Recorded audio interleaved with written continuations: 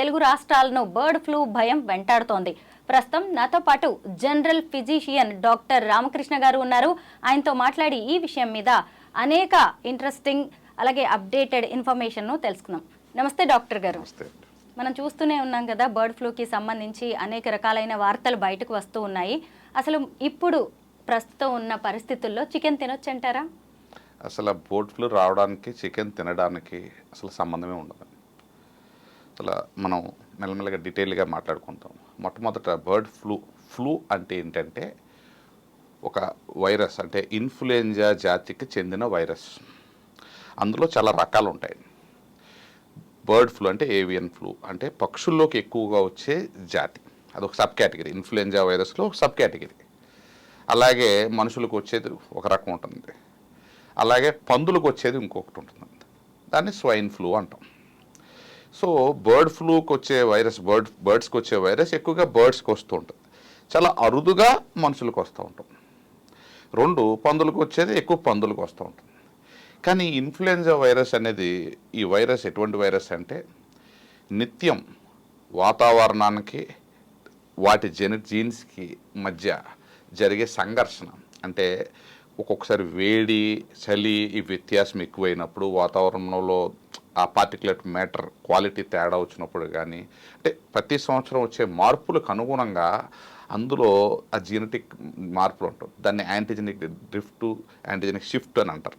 ఇలా మారిపోతూ ఉండడం వల్ల ఏమవుతుందంటే రూపాంతరం చెందుతూ ఒక సంవత్సరానికి ఎన్నిసార్లు రూపాంతరం చెందుతుందో వైరస్ తెలియదు. సో మనకు ఒక్కసారి ఒక వైరస్ వచ్చిందనుకోండి, సోకిందనుకోండి, మనకి దానికి వ్యతిరేకంగా ఇమ్యూనిటీ డెవలప్ అవుతుంది. అది ఇంకొకసారి వైరస్ని రానివ్వదు. కానీ ఒక నెల రోజులకో 2 నెలలకో మళ్ళీ అందులో రూపాంతరం చెంది ఇంకొక రూపంలో వస్తుంది అదే వైరస్. సో ఇలాగే బర్డ్స్కి కూడా ప్రతిసారి సీజనల్గా అలా వస్తూ ఉంటుంది. వస్తూ ఉన్నప్పుడు దానికి ఎప్పుడైతే కొన్నిసార్లు ఏమవుతుందంటే ఆ రూపాంతరం చెందినప్పుడు ప్రమాదకరంగా రూపాంతరం చెందుతుంది. సో బర్డ్ ఫ్లూ అనేది ఎప్పుడూ ఉంటుంది, కానీ కొన్నిసార్లు డెడ్లీ, అంటే ప్రమాదకరంగా రూపాంతరం చెందినప్పుడు ఎక్కువ కోళ్ళు చనిపోతూ ఉంటాయి.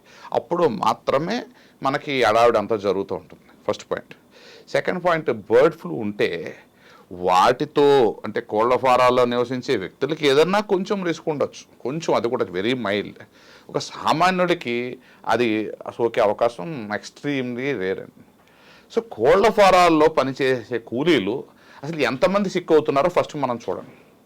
నాకు తెలిసి అయితే బర్డ్ ఫ్లూ వచ్చినప్పుడు ఎప్పుడు కూడా కోళ్ల ఫారాల్లో పనిచేసే ఏ కూలీలు, అంటే మాస్గా, అంటే మొత్తం కోళ్ల ఫారాల్లో పనిచేసే కూలీలు అందరూ అడ్మిట్ అయ్యారు, లేకపోతే ఇంత majority of the people working there ఇలా సిక్ అయిపోయారు అని నేను ఎక్కడ ఇప్పటివరకు చదవాల. సో దీన్ని బట్టి మనకి ఏమర్థం అవుతుంది, అసలు బర్డ్ ఫ్లూ మనుషులకి ప్రమాదం కాదనేది అయితే మనకు తెలుస్తుంది. సెకండ్ పాయింట్, ఓకే ఆ వైరస్ బర్డ్లో ఉందనుకుందాం, అది అక్కడి నుంచి కోళ్ల ఫారం నుంచి ట్రావెల్ చేసుకుంటూ వచ్చేటప్పుడు మధ్యలో పోనవచ్చు.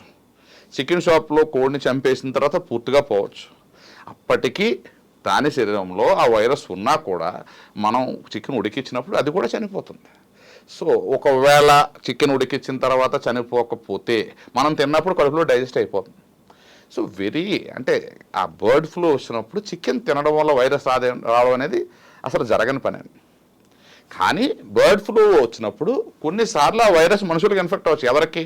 కోళ్ల ఫారాల్లో పనిచేసే వాళ్ళకి, వారి కుటుంబ సభ్యులకి ఏదైనా కొంచెం రావచ్చు. లేదు ఏదైనా వ్యాన్ వెళ్తున్నప్పుడు ఆ గాలికి ఏదైనా వైరస్ వచ్చి మనకు రావచ్చు. కానీ ఇప్పటివరకు జరిగిన రిపోర్ట్స్లో, మనకి రీసెర్చ్లో ఎప్పుడు కూడా ప్రమాదకరంగా వచ్చిన అవకాశాలు ఏమీ కనిపించలేదు. ఇది ఫ్లూ వైరస్ వరకు చూసుకోండి, బర్డ్ ఫ్లూ ఎస్పెషల్లీ.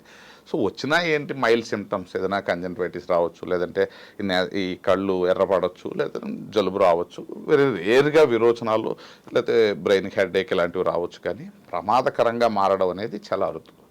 రెండవది ఏంటంటే ఈ ఫ్లూ వైరస్, అంటే ఇది స్వైన్ ఫ్లూ కావచ్చు, బర్డ్ ఫ్లూ కావచ్చు, ఏదైనా, అంటే నేను చూసిన దాన్ని బట్టి చూస్తే గత 20-25 సంవత్సరాల్లో నాకు ఊహ తెలిసి ఇదంతా చూసిన దాన్ని బట్టి దాదాపుగా 7 నుంచి 10 సంవత్సరాలకు ఒక్కసారి మాత్రమే ప్రమాదకర రూపంలో వస్తుంది. ఫర్ ఎగ్జాంపుల్ స్వైన్ ఫ్లూ 2008లో ఒకసారి భయపెట్టింది, మళ్ళీ 2014-15లో ఒకసారి భయపెట్టింది, 2020లో కరోనా అనేది సపరేట్ వైరస్, అంటే వేరే జాతికి చెందిన వైరస్. సో అది డెడ్లీ వేరియంట్గా మారినప్పుడు మాత్రమే వస్తుంది. అప్పుడు మాత్రం కొంచెం, అంటే మనం దాన్ని తప్పించుకోవడం చాలా కష్టమైన పని. కానీ అట్లీస్ట్ హై రిస్క్ పీపుల్ కొంచెం దూరంగా, అంటే కోళ్ళ ఫారాల దూరంగా, ఇది కోళ్ళు ట్రావెల్ చేస్తుంటే ఆ వెహికల్స్కి దూరంగా ఉండడం మంచిది. అంతే తప్ప బర్డ్ ఫ్లూ వచ్చినప్పుడు చికెనే తినకూడదు అనేది పూర్తిగా ఇది. దీనివల్ల పాపం కోట్లలో నష్టపోతున్నారు కోళ్ళ ఫారాల యజమానులు. ఇది చాలా మంచి పరిణామం కాదు. అయితే ఎలాంటి డౌట్ లేకుండా చికెన్, ఎగ్స్ తినేసేయచ్చు అంటారు. చాలా మంచిది. అసలు ఫ్లూ వైరస్ రాని మనిషి ఎక్కువగా protein diet like chicken, egg తీసుకుని ఎక్సర్సైజ్ చేస్తే ఆ ఫ్లూ నిజంగా వచ్చినప్పుడు దాన్ని తట్టుకునే శక్తి ఉంటుంది. కానీ ఒక్కసారి ఫ్లూ వచ్చి మనం సిక్ అయిన తర్వాత, జ్వరం అయిన వచ్చిన తర్వాత మాత్రం చికెన్, ఎగ్ తినకూడదు. ఎందుకంటే ఈ హై ప్రోటీన్ డైట్ తీసుకున్నప్పుడు ఏమవుతుందంటే ఈ అరగడానికి ఎక్కువ సమయం తీసుకుని ఎక్కువ శరీరం కష్టపడి దానివల్ల ఏమవుతుందంటే బాడీ ఇంకా అలసటకి లోని మనం ఇంకా సిక్కే అవకాశం ఉంటుంది. సో ఇన్ఫెక్షన్ ఆల్రెడీ వచ్చిన వాళ్ళు అయితే తినకూడదు, రాని వాళ్ళు నిస్సంకోచంగా తినొచ్చు. మీలాంటి సీనియర్ డాక్టర్స్ ఇంత సింపుల్గా చెప్పేస్తున్నారు బర్డ్ ఫ్లూ వల్ల ఏం కాదు, చికెన్ తినేయొచ్చని. ఇటు చూస్తేనేమో ఏపీలో ఎక్కడో మొదలైంది, అక్కడ కొన్ని లక్షల కోళ్లు చనిపోయాయి అని చెప్పి తెలంగాణ ప్రభుత్వం కూడా వెంటనే యాక్షన్లోకి దిగింది. 24 చెక్ పోస్టులు పెట్టింది. ఇప్పుడు తీరా కొత్తగా చూస్తే ఫుడ్ సేఫ్టీ అధికారులు చెకింగ్స్ చేస్తూ ఉన్నారు. చికెన్ షాపుల మీద అక్కడ ఇక్కడ కుళ్ళిపోయిన చికెన్ లాంటిది అంతా బయటపడుతోంది. దీని మీద మీరేమంటారు? అంటే ప్రభుత్వం ఇలాగా యాక్షన్ తీసుకునేసరికి ప్రజల్లో ఇంకొంచెం భయం ఎక్కువవుతోంది.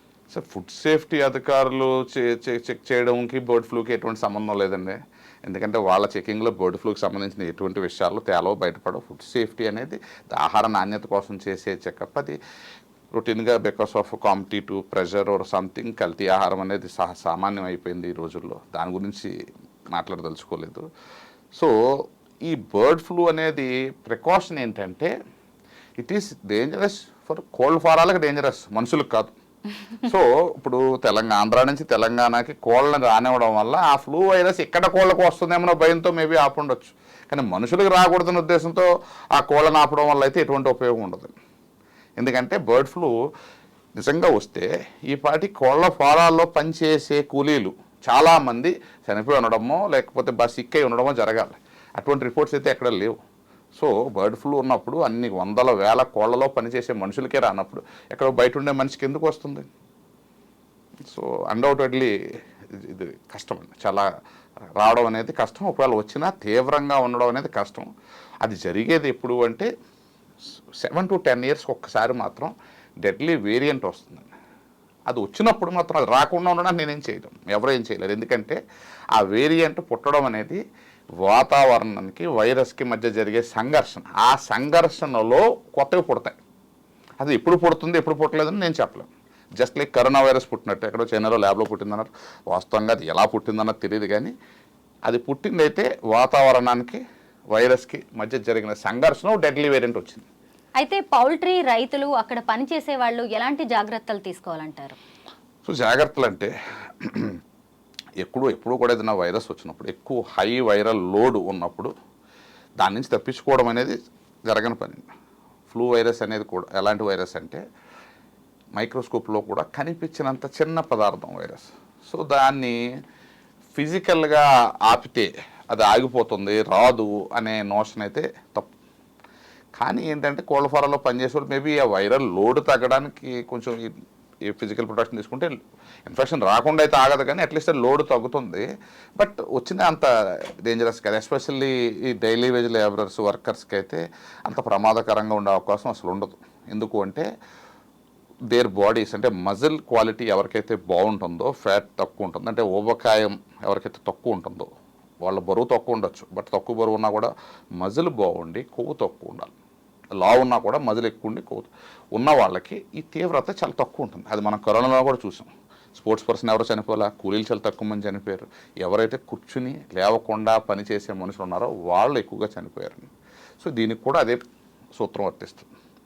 సో వాళ్ళు ఆహార నియమాలు జాగ్రత్తగా తీసుకుని టైంకి పడుకుని ఉంటే అది వచ్చిన తీవ్రత తక్కువగా ఉండే అవకాశం ఉంటుంది.